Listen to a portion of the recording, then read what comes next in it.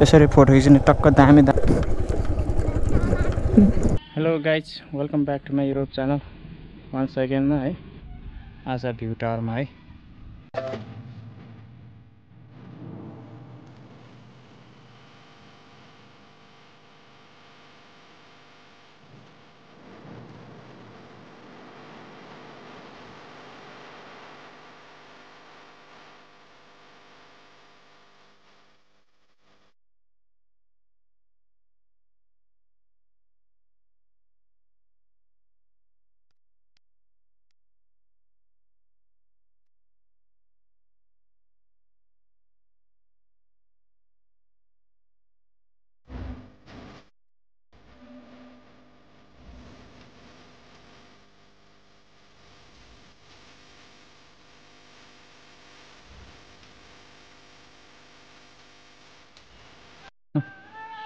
यहाँ पुगेको चराहरू सबै उडेर गयो गाइज क्या अरे भ्यू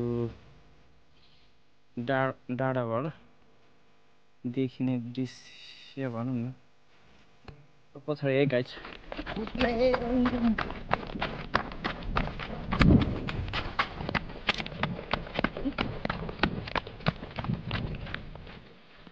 त्यो चाहिँ पछाडिको केराबारीको भ्यू टावर म देखाउनु गइरहेको छु गाइज यस्तो सुनसान ठाउँ है एकदम रमाइलो चिल पाराहरू छ गाइज यस्तो छ है डाँडा चट्टसँगलाई तपाईँहरू पनि घुम्नु आउनु सक्नुहुन्छ गाइज होइन एकदम शान्त ठाउँ यस्तो छ गाइज मजाले बाइक साइकल पनि आउनु सक्छ यहाँनिर मजासँगले ठाउँ यस्तो है यस्तो दामी पारेको छ गाइज गाइज म चाहिँ अहिले भ्यू टावरको पछाडि छु यता माथि जाने सिंहदेवी यता तल केराबारी यहाँ चाहिँ यो एरिया चाहिँ भ्यू टावर है गाइज केराबारीको घुमाएर है सबजनाले हेरिदिनु होला गाइज घुम्ने ठाउँ त दामी बनाएको छ नि के गर्नु 4x4 बनाएको रहेछ दामी छ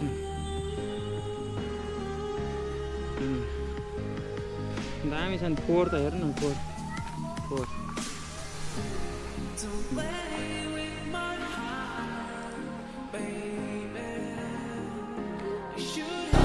डाँडामा घुम्ने ठाउँ दामी छ भन्छ गाइज यस्तो खालको बनाएर सही त सही आउँछ होला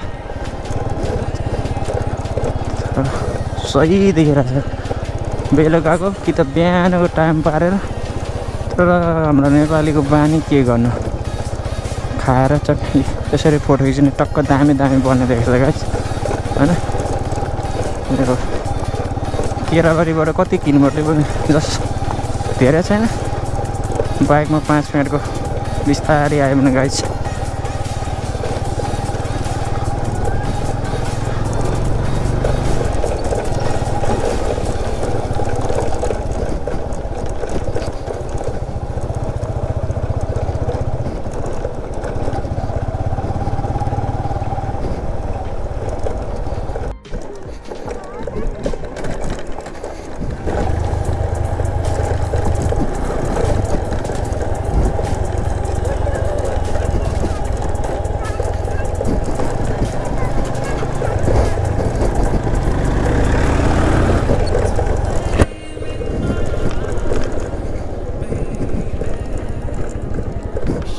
समय झिकेर हेरिदिनु होला मन पर्छ भने लाइक कमेन्ट सेयर सब्सक्राइब गरिदिनु होला है नेक्स्ट है भिडियोलाई किन लामो बनाउने अब अर्को भिडियोमा बनाउँला यो भिडियोलाई चाहिँ यही But now I don't ever wanna be alone. I don't really ever feel at home. On my own, in the zone. That's the only way I know. Feeling low, about to blow back up. Here I never let the doubt creep in. Gotta pop a couple more aspirin. I don't think I'll ever let you in. Easier to break it off best friends. I don't really understand myself. I don't really understand, need help. I don't wanna be left on the shelf. Couldn't even hear me if I